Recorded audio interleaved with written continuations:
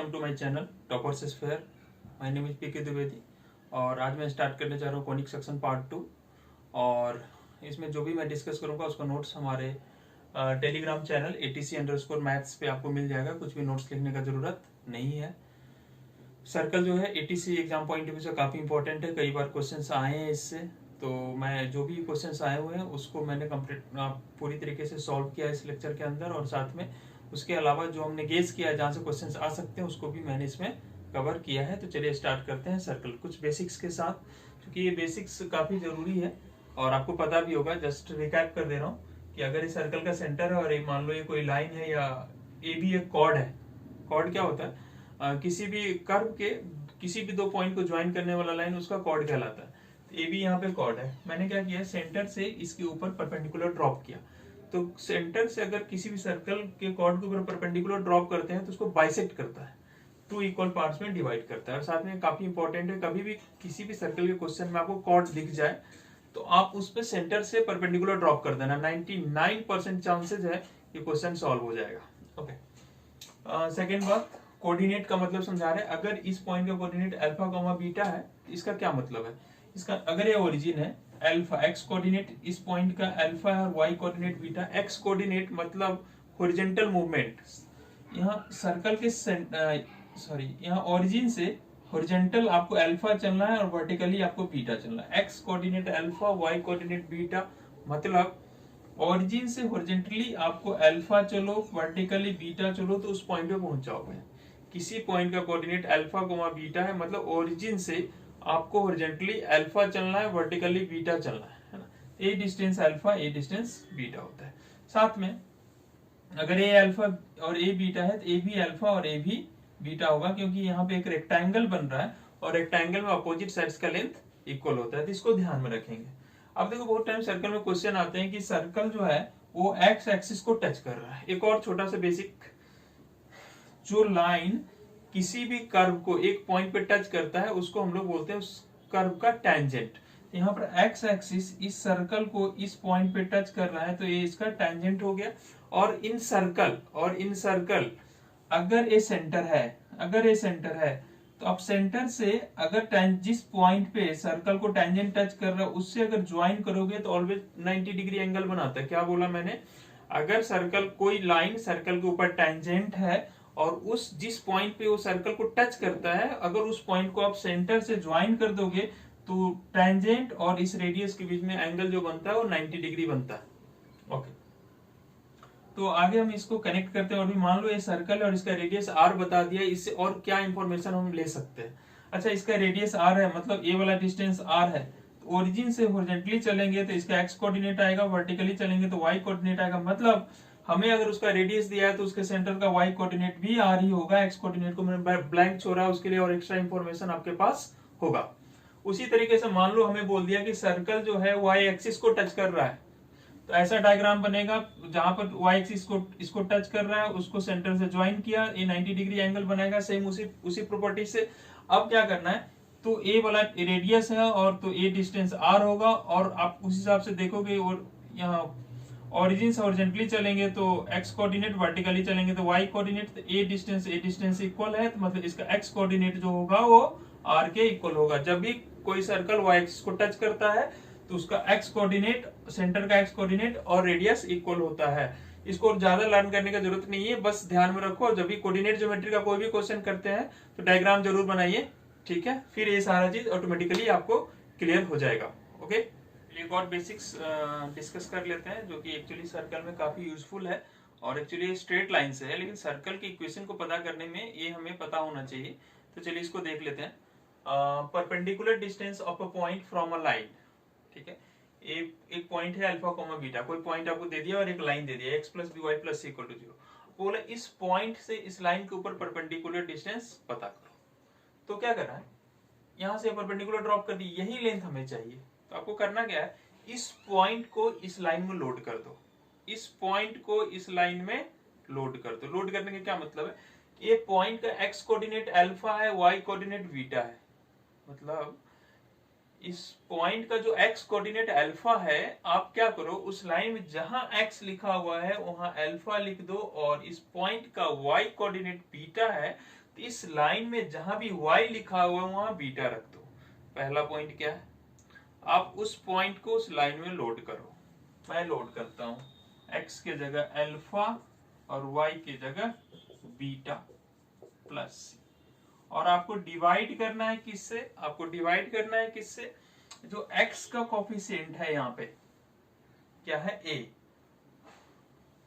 उसका square plus जो y का कोफिशिएंट है इस लाइन में उसका स्क्वायर करके स्क्वायर रूट के अंदर डाल के आप डिवाइड कर दो। और चूंकि लेंथ हमेशा पॉजिटिव होता है तो कभी नेगेटिव आएगा तो उसको पॉजिटिव बनाने के लिए मॉडुलस लगा लिया। अगर पॉजिटिव आता है तो कोई बात नहीं। बात आपको समझ में आया, एक छोटे एग्जांपल के से इसको समझ लेते हैं। यहाँ पॉइंट 3,4 है, इससे मैं चाह रहा हूँ इस लाइन का परपेंडिकुलर डिस्टेंस कितना है। इस पॉइंट को इस लाइन में लोड करो, जहां पे x है वहां 3 रखो, जहां पर y है वहां 4 रख दो। -2x plus 3y divided by square root of x का कोफिशिएंट क्या है -2, इसका स्क्वायर, और y का कोफिशिएंट क्या है 3, इसका स्क्वायर, इसका मॉडुलस। ये कितना आ रहा है -6 -12 और +12। ओहो, अनफॉर्चुनेटली ये क्या हो रहा है, ये 0 आ रहा है,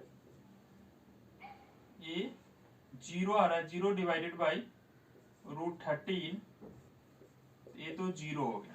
ऐसा इसलिए हो रहा है कि ये पॉइंट ना इस लाइन के ऊपर लाई कर रहा होगा, सेटिस्फाई कर गया। मैंने खुद ऐसे रैंडम एग्जांपल लिया था, लेकिन प्रोसीजर यही है। सर्कल में क्वेश्चंस करेंगे तो और भी चीजें आपको समझ में आएंगी। ओके, चलिए आगे देखते हैं। तो इस कॉन्सेप्ट को ऑलरेडी हम डिस्कस कर चुके हैं कि general equation of second degree, जो हम लास्ट क्लास आपको लर्न करवाया था, x square plus 2hxy plus by square plus 2gx plus 2fy plus c equal to 0 circle को कब रिप्रेजेंट करता है। इस सर्कल को रिप्रेजेंट करता है अगर a इक्वल टू b होगा, h इक्वल टू 0 होगा। ठीक है, इस पे एक क्वेश्चन बनता है, इसलिए मैंने इस कॉन्सेप्ट को फिर से लिया है। क्वेश्चन आपको स्क्रीन पे विजिबल है, देख लीजिए। If the equation px square plus 2 minus q x y plus 3y square minus 6qx plus 30y plus 6q equal to 0 represent a circle, then find the value of p and q। p और q का वैल्यू आपको पता करना है। देखो पहला condition, a equal to b होना चाहिए। a क्या है, coefficient of x square, b क्या है, कोफिशिएंट ऑफ y स्क्वायर। ये दोनों सेम होना चाहिए। कोफिशिएंट ऑफ x स्क्वायर यहाँ p है, यहाँ कोफिशिएंट ऑफ y स्क्वायर 3 है, p का वैल्यू 3 आ गया। सेकेंड कंडीशन है h 0 होना चाहिए, that is coefficient of x why should be 0। यहाँ एक्स वाई का कोफिशिएंट क्या है 2 माइनस क्यू, ये 0 होना चाहिए, तो q का वैल्यू क्या आ जाएगा 2। बस हो गया। चलिए अब central form of the equation of the circle. अब इक्वेशन ऑफ द सर्कल लिखना शुरू करेंगे। मेनली अभी तक जो क्वेश्चंस पूछे गए हैं एटीसी में वो इसी टॉपिक से पूछे गए हैं। तो अगर हमें सर्कल का सेंटर पता है, लेट से h, k और उसका रेडियस r है, तब उसका इक्वेशन लिखना चाहते हैं तो क्या होता है, इसका सेंटर h है और h, k है, x माइनस h का whole square plus y minus k का whole square equal to radius का स्क्वायर। h, k सेंटर है, x माइनस h का whole square plus y minus k का whole square equal to radius square, इसका equation हो जाता है। और छोटा सा एग्जांपल देख लेते हैं। मान लो मैं सर्कल का सेंटर 1, -2 दिया है, रेडियस 3 दे दिया और इक्वेशन ऑफ द सर्कल लिखो। तो x minus something y minus something equal to radius का स्क्वायर। अब यहाँ पे क्या आएगा, सेंटर का x कोऑर्डिनेट कितना है 1, यहाँ पे क्या आएगा, सेंटर का y कोऑर्डिनेट कितना है -2। तो हो गया x माइनस 1 का whole square plus y plus 2 का होल स्क्वायर इक्वल टू 9। अब एक इसका रिवर्स क्वेश्चन कर लेते हैं। मान लो हमें सर्कल का इक्वेशन इस तरीके से गिवन है और बोला इसका सेंटर और रेडियस पता करो। कोई बात नहीं, फर्स्ट ब्रैकेट को 0 करेंगे x माइनस h को, तो x इक्वल टू h आ जाएगा, सेंटर का x कोऑर्डिनेट। सेकेंड ब्रैकेट को 0 करेंगे, y minus k equal to 0, y equal to k, centre का y कोऑर्डिनेट आ जाएगा। तो यहाँ पर फर्स्ट ब्रैकेट को 0 करो, x प्लस 2 को 0 किया, x का वैल्यू क्या आ गया -2, मतलब सेंटर का x कोऑर्डिनेट -2 है। सेकेंड ब्रैकेट को 0 करो, y माइनस 3 का whole square equal to 0, y equal to 3 आ गया, मतलब सेंटर का y कोऑर्डिनेट है, इसलिए सेंटर आ गया -2, 3। ओके। और एक और बात कि एटीसी में मैंने क्वेश्चन देखा है, इसलिए मैं आपको बता रहा हूँ कि इसमें x और y दोनों हैं, दो वेरिएबल है हमारे पास। तो इस पूरे इक्वेशन को f of x comma y से इक्वल टू 0 से रिप्रेजेंट कर सकते हैं। Function of x comma y मतलब जैसे कैलकुलस में आपने देखा है कि अगर एक ही अननोन रहता है, एक ही वेरिएबल रहता है, उसको लिखते हैं f ऑफ x। लेकिन यहाँ पे हमारे पास दो अननोन है, इसलिए अगर सर्कल की इक्वेशन को सिंबल से रिप्रेजेंट करना है तो मैं लिखूंगा f of x comma y equal to 0। Okay, circle के इक्वेशन का स्टैंडर्ड फॉर्म देखते हैं। उसमें क्या होता है, सर्कल का सेंटर 0,0 होता है, तो इक्वेशन क्या हो जाएगा, बस h के जगह 0, k के जगह 0 रख दो, तो x square plus y square equal to r square आ जाएगा। अब देखते हैं general equation of the circle, ये सबसे ज्यादा इंपॉर्टेंट है। इसका फॉर्म क्या होता है, x square plus y square plus 2gx plus 2fy plus c equal to 0। ये आपको लर्न करना है। लर्न करना आसान है, कैसे आपको बताया था सेकेंड डिग्री इक्वेशन में h का वैल्यू 0 रख दो और a इक्वल टू b रख दो, तो h इसमें है ही नहीं, तो क्या बच गया, h वाला टर्म गायब हो गया और साथ में a और b दोनों का वैल्यू मैंने 1 रख रखा है। तो ये होता है general equation of the circle, x square plus y square plus 2gx plus 2fy plus c equal to 0। इसका सेंटर क्या होता है, इसका सेंटर होता है minus g comma minus f, और इसका रेडियस होता है square root of g square plus F square minus c. इसका सेंटर होता है minus g comma minus f और रेडियस होता है square root of g square plus F square minus c. मैं रिपीट इसलिए कर रहा हूँ ताकि आपको लर्न हो जाए। और ये फार्मूला जब तभी एप्लीकेबल है जब कोएफिशिएंट ऑफ एक्स स्क्वायर और कोएफिशिएंट ऑफ वाई स्क्वायर दोनों इक्वल टू 1 होगा। चलो एक छोटा सा एग्जांपल के थ्रू इसको समझते हैं। बोला ये इक्वेशन लिख दिया, बोला find centre and radius of this circle. अच्छा, ये जनरल फॉर्म है। ओके, यहाँ पे एक्स स्क्वायर नहीं एक्स होगा, तो पहले हमें जी और एफ पता करना पड़ेगा। जी और एफ पता करना मैंने आपको लास्ट लेक्चर में बता रखा है। एक्स का कोएफिशिएंट होता है वो 2g होता है, 2g का वैल्यू 4 है, तो g का वैल्यू कितना आ जाएगा 2। y का कोएफिशिएंट 2f होता है, 2f का वैल्यू -6 है, तो f का वैल्यू कितना आ जाएगा -3। c कांस्टेंट टर्म्स है वो -12 है। अब इसका सेंटर अगर लिखना चाहते हैं तो हो जाएगा -g -2 -f दैट इज 3। और अगर आप इसका रेडियस कैलकुलेट करना चाहते हैं तो G square plus F square minus C, G का वैल्यू रख दो 2 स्क्वायर माइनस 3 का स्क्वायर माइनस ऑफ -12, है कि नहीं। जी और एफ और सी का वैल्यू रख दिया, 2 का स्क्वायर 4, 3 का स्क्वायर 9, 4 प्लस 9 13 प्लस 12 तो √25। इस सर्कल का जो रेडियस आ गया वो 5 आ गया। ओके, इस कैटेगरी का एक और एग्जांपल ले लेते हैं। जब कोएफिशिएंट ऑफ एक्स स्क्वायर और कोएफिशिएंट ऑफ वाई स्क्वायर 1 नहीं है, तो अगर इस सर्कल का सेंटर रेडियस पता करने बोल दिया तो आप डायरेक्टली उस फार्मूला को अप्लाई नहीं करेंगे कि सेंटर -g -f है and radius square root of g square plus F square minus c है। पहले आपको इस दोनों के कोएफिशिएंट को 1 बनाना पड़ेगा। दोनों का कोएफिशिएंट 3 है, तो क्या करना है, डिवाइडिंग द इक्वेशन बाय 3 से कर दिया, तो हर टर्म के नीचे 3 आ गया, ये कैंसिल आउट a2 a3 और a4 आ गया। अब ये उस फॉर्म में आ गया। अब यहाँ पे फॉर्मूला अप्लाई कर सकते हो। ओके, एक एटीसी में आया हुआ क्वेश्चन देख लेते हैं, उससे पहले कुछ basics. f of x comma y equal to 0 तो समझ में आया, उस इक्वेशन को रिप्रेजेंट कर रहा है जिसमें x y दोनों है, तो इस सर्कल को भी रिप्रेजेंट कर सकता है क्योंकि सर्कल में x y दोनों होता है। और अगर किसी भी कर्व का इक्वेशन x y दोनों है, उसमें अगर उसमें आपने y का वैल्यू 0 रख दिया, उसका क्या मतलब होता है, उसका अगर किसी इक्वेशन y का वैल्यू 0 रखा है, इसका मतलब है कि वो y 0 कहाँ पे होता है, x एक्सिस पे। x एक्सिस पे y कोऑर्डिनेट हमेशा 0 होता है। मतलब अगर उस इक्वेशन आपने y इक्वल टू 0 रखा, उसमें सिर्फ और सिर्फ x बचेगा, वो x का 2 वैल्यू देगा, वो x का दोनों वैल्यू वो होगा जहां पर वो कर्व x एक्सिस को कट कर रहा होगा, उन दोनों पॉइंट का x कोऑर्डिनेट दे देगा। मान लो हमने सर्कल की इक्वेशन में y इक्वल टू 0 रखा, वो सर्कल जहां जहां x एक्सिस को कट कर रहा होगा दोनों पॉइंट का x कोऑर्डिनेट दे देगा। मान लो x का वैल्यू अल्फा एंड बीटा आया, मतलब उस पॉइंट का पहला पॉइंट का x कोऑर्डिनेट अल्फा और दूसरे पॉइंट का x कोऑर्डिनेट बीटा है। ये पॉइंट हो जाएगा अल्फा कॉमा 0 और ये पॉइंट हो जाएगा बीटा कॉमा 0। उसी तरीके से किसी भी कर्व में अगर के इक्वेशन में अगर आपने x इक्वल टू 0 रख दिया, x इक्वल टू 0 कहाँ पे होता है, y एक्सिस के ऊपर हमेशा x कोऑर्डिनेट 0 होता है। तो अगर इसमें x इक्वल टू 0 रखा, सिर्फ y बचा होगा, उस क्वाड्रेटिक होगा, y उस सेकेंड डिग्री इक्वेशन को सॉल्व किए में y का 2 वैल्यू आया होगा। वो दोनों वैल्यू क्या रिप्रेजेंट करता है, एक कर्व जहां जहां y एक्सिस को कट कर रहा होगा उन दोनों पॉइंट का y कोऑर्डिनेट दिया होगा। तो ये 2 पॉइंट मान लो हमने इसको सॉल्व किया और इसमें y का वैल्यू हमें आ गया p, q। तो मतलब इन दोनों पॉइंट, दो पॉइंट पे कट किया है, इन दोनों पॉइंट का वाई कोऑर्डिनेट हमें दे दिया पी एंड क्यू। तो इस पॉइंट का कोऑर्डिनेट हो जाएगा एक्स कोऑर्डिनेट तो 0 होता है, 0 comma P and 0 comma Q. चलिए एक एटीसी में आया हुआ क्वेश्चन देख लेते हैं क्या है। Let f of x comma y equal to 0 represent a circle. ठीक है, कोई बात नहीं, सर्कल रिप्रेजेंट करता है। If f of 0 comma a has roots a 2 comma 3, 0 comma a, इस बार क्या किया, x के जगह 0 रख दिया। x 0 मतलब ये सर्कल, ये जो सर्कल है y एक्सिस को जिस भी पॉइंट पे कट किया होगा उन दोनों पॉइंट का y कोऑर्डिनेट हमें दे दिया होगा, और उसने बताया ये 2 कॉमा 3 है, मतलब a2 और a3। फिर बोलता है f of a comma 0, f of a comma 0 का मतलब क्या है, अच्छा x कोऑर्डिनेट तो यहाँ 0 होगा। f ऑफ a कॉमा 0 मतलब क्या किया हमने, y इक्वल टू 0 रख दिया। y इक्वल टू 0 मतलब x एक्सिस को जिस पॉइंट पर कट किया होगा उन दोनों पॉइंट के x कोऑर्डिनेट हमें मिल गए होंगे, और वो आया है क्वेश्चन में, इसमें लिखा हुआ है 12 कॉमा 1/2। ये 1/2 छोटा है, पहले आएगा, 12 बाद में आएगा।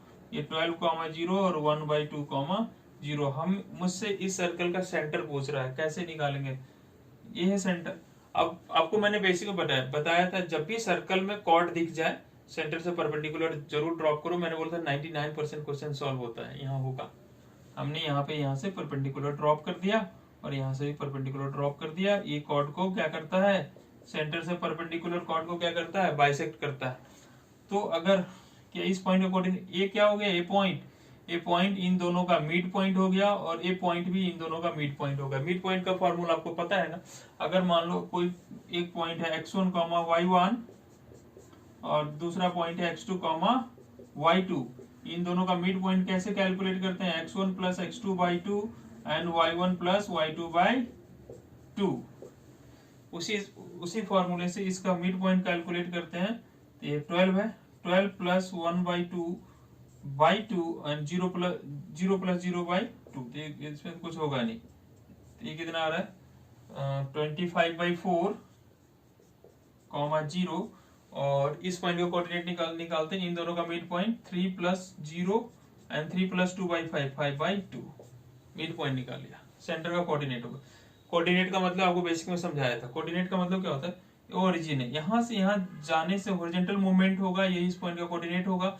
हॉरिजॉन्टल मूवमेंट कितना है, इस पॉइंट का कोऑर्डिनेट 25/4 है, तो इसका एक्स कोऑर्डिनेट भी 25/4 हो गया होगा। और वाई कोऑर्डिनेट ये वाला लेंथ ये कितना है 5/2, तो ये 5/2 हो जाएगा, और इसका आंसर आ गया 25/4 कॉमा 5/2। ओके, चलिए मैं आपसे एक शॉर्ट ट्रिक शेयर करता हूँ। वो क्या है, बहुत टाइम क्या होता है, सर्कल है और इसके अंदर एक ट्राइंगल इंस्क्राइब किया। ट्राइंगल इंस्क्राइब की बहुत सारे कंपटीशन में मैंने इस पे बेस्ड क्वेश्चंस देखा है, एटीसी में भी देखा है। तो इस ट्राइंगल का मैक्सिमम एरिया कब होगा ऐसा पूछता है, या बहुत टाइम पूछ लेता है कि इस ट्राइंगल का मैक्सिमम एरिया कितना होगा। सर्कल का रेडियस दे देगा आपको डायरेक्टली या इनडायरेक्टली। ओके, तो देखो पहली बात तो ये कि अगर सर्कल के अंदर ट्राइंगल इंस्क्राइब किया है तो उसका मैक्सिमम एरिया तब होता है जब वो ट्राइंगल इक्विलैटरल होगा। ठीक है, और सेकेंड थिंग, अगर वो इक्विलैटरल ट्राइंगल है तो उसका मैक्सिमम एरिया कितना होगा। ट्राइंगल का मैक्सिमम एरिया या मैक्सिमम एरिया, या फिर बोल सकते हैं इस सर्कल के अंदर एक इक्विलैटरल ट्राइंगल डाल दिया तो उसका एरिया कितना होगा। ये कितना होता है √3/4। वैसे इक्विलैटरल ट्राइंगल का एरिया होता है कि ना √3/4 इंटू साइड स्क्वायर। यहाँ साइड की जगह आपको कुछ नहीं करना, सर्कल का रेडियस ले लेना है, लर्न करना आसान है। और एक एक्स्ट्रा थिंग, और इसमें इसको एक्स्ट्रा 3 से मल्टीप्लाई कर दो। एरिया ऑफ ट्राइंगल कैसे निकालोगे, इक्विलैटरल ट्राइंगल का formula √3/4 into side square, side की जगह रेडियस ले लो और एक एक्स्ट्रा 3 से मल्टीप्लाई कर दो। बस एक क्वेश्चन देख लो जो एटीसी में आया हुआ है, a triangle of maximum area inscribed in a circle of radius r is, 4 options है। तो कब होगा, जब is a right angle triangle with hypotenuse measures equal to 2r, is an equilateral triangle, is an isosceles triangle, ऐसे कई options है। तो option number B होगा। ये एरिया तभी मैक्सिमम होगा जब ये ट्राइंगल एक आइसोसेलेस ट्राइंगल होगा। ठीक है, चलो एक और क्वेश्चन कर लेते हैं जो आपको स्क्रीन पे विजिबल है। Find the area of the equilateral triangle inscribe in a circle, और सर्कल का इक्वेशन आपको गिवन है x square plus y square minus 16x और plus 4y minus 32 equal to 0। तो सिंपल अपने पास ट्रिक है, बस इसका रेडियस पता कर लो। रेडियस होता क्या है सर्कल का, g square plus F square minus c, ये रेडियस होता है। जी का वैल्यू पता करो, 2g equal to minus 16, G का value minus 8, 2f equal to 4, f का वैल्यू कितना 2, c का वैल्यू माइनस 32। यहाँ रख देते हैं जी स्क्वायर मतलब माइनस 8 का स्क्वायर 64, एफ स्क्वायर 2 का square 4, minus of minus 32 plus 32, ये कितना हो गया 68 प्लस 32 102 100, ये हो गया आपका 10। रेडियस आ गया 10, तो ये मैक्सिमम एरिया क्या हो जाएगा, यहाँ रख दो 3 इंटू रूट 3/4 एंड रेडियस का स्क्वायर 10 का स्क्वायर, तो हो जाएगा 3 रूट 3/4 इंटू 100, ये कैंसिल आउट हो गया, तो 75 रूट 3 यूनिट स्क्वायर इसका आंसर हो जाएगा। ओके, तो चलिए क्वेश्चन कर लेते हैं। स्क्रीन पे आपको विजिबल है question. Find the equation of circle whose centre is 3,4 and whose touches the line 5x + 12y = 1। देखो, अब सर्कल्स का इक्वेशन निकालने जब भी क्वेश्चन आए, दो चीज हमें पता होना चाहिए, उसका सेंटर और रेडियस, चाहे आप जैसे पता करो।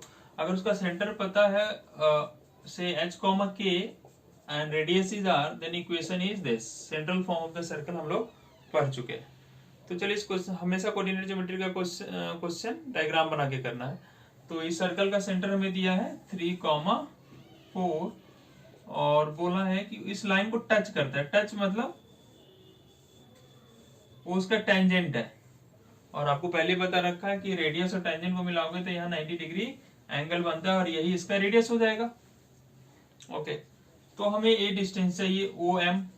OM कैसे निकालेंगे, तो OM का फॉर्मूला क्या होता है, अभी आपको किसी पॉइंट से किसी लाइन पे परपेंडिकुलर डिस्टेंस निकालना, उसका फॉर्मूला अभी कुछ देर पहले हमने डिस्कस किया है आपसे। तो OM निकाल लेते हैं, वही रेडियस हो जाएगा। OM इक्वल टू,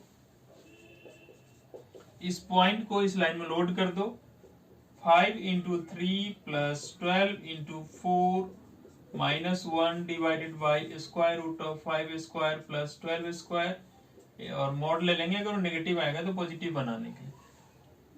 15 प्लस 48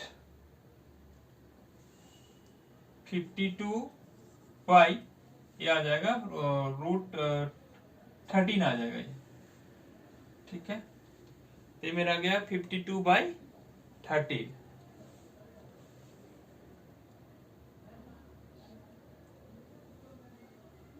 (62) 62/13, ये हो गया मेरा रेडियस। अब इक्वेशन ऑफ द सर्कल क्या हो जाएगा, x - 3 का होल स्क्वायर y - 4 का होल स्क्वायर इक्वल टू 62/13 का whole square. Equation of the circle हो गया। ओके, क्वेश्चन कर लेते हैं। Find the equation of circle which touches the axis of y at a distance 4 from the origin towards positive side of y-axis and cuts off an intercept of length 6 from the x-axis। एक circle है जो y-axis को touch करता है। Diagram हमेशा बनाना चाहिए कहाँ पे, पॉजिटिव साइड में at a distance 4 from origin. मान लो अगर यहाँ पे ओरिजिन ले लिया, इससे डिस्टेंस 4 पे, और एक्स एक्सिस पे इंटरसेप्ट कट कर रहा है, तो ये ओरिजिन है, यहाँ से 4 डिस्टेंस, तो कितना हो जाएगा 0,4, ये डिस्टेंस 4 है, और इस पे 6 लेंथ का इंटरसेप्ट कट करता है। मैंने आपको क्या बताया, जब भी सर्कल में आपको कॉर्ड दिखे, सेंटर से परपेंडिकुलर ड्रॉप करो, परपेंडिकुलर ड्रॉप किया, ये लेंथ कितना हो जाएगा 3, ये 3, इसको बाइसेक्ट करता है, सेंटर से परपेंडिकुलर कॉर्ड को बाइसेक्ट करता है। अब हमें पता क्या करना है, इसका सेंटर और रेडियस, इक्वेशन आ जाएगा। तो अब यहां से देखो ये टेंजेंट है, इससे इसको मिला दिया, ये परपेंडिकुलर भी होगा और रेडियस के इक्वल भी होगा। तो अब इसका सेंटर का इक्वेशन क्या सेंटर का कोऑर्डिनेट क्या लिख सकते हैं? सेंटर का एक्स कोऑर्डिनेट यहाँ से यहाँ का डिस्टेंस जो कि इक्वल है आर के, और वाई कोऑर्डिनेट ए डिस्टेंस जो कि 4 है, आर कॉमा 4 और रेडियस आर। बस आर निकल जाएगा, काम हो जाएगा। आर क्या होगा? और अगर मैं यहां से यहां इसको ज्वाइन कर दूं, ये तो रेडियस ही होगा सर्कल का, ये सर्कल का रेडियस होगा। अच्छा, ये डिस्टेंस 4 है तो ये भी डिस्टेंस हो, ये रेक्टेंगल है ना, अपोजिट साइड का लेंथ इक्वल, शुरू में डिस्कस कर चुके हैं। ये 4 तो ये भी 4 और ये 3। तो अगर मैं इसको पॉइंट्स को नाम दे दूं इस तरीके से, और इन ट्राइंगल OMA ये रेडियस है, इसमें पाइथागोरस थ्योरम लगा लेते हैं। पाइथागोरस थ्योरम क्या होता है? हाइपोटेन्यूज का स्क्वायर, यहाँ रेडियस है r का स्क्वायर इक्वल टू OM का स्क्वायर प्लस AM का स्क्वायर। रेडियस का स्क्वायर, OM कितना है 4 और AM कितना है 3, so R equal to square root of 25, तो R का वैल्यू आ गया मेरा 5, इसका रेडियस आ गया। अब सेंटर भी रेडियस आ गया तो इसको 5 लिख देते हैं। तो अब सर्कल का इक्वेशन आ गया, x माइनस 5 का होल स्क्वायर y माइनस 4 का whole square equal to radius का स्क्वायर। ठीक है, और रिमेनिंग कॉन्सेप्ट जो भी बच रहा है सर्कल का, और भी इक्वेशन से रिलेटेड बातें हमें आपको बताना है, साथ में इसके इंटरसेप्ट का लेंथ, इसके कॉर्ड का लेंथ, ये सारा हम अगले पार्ट में डिस्कस करेंगे।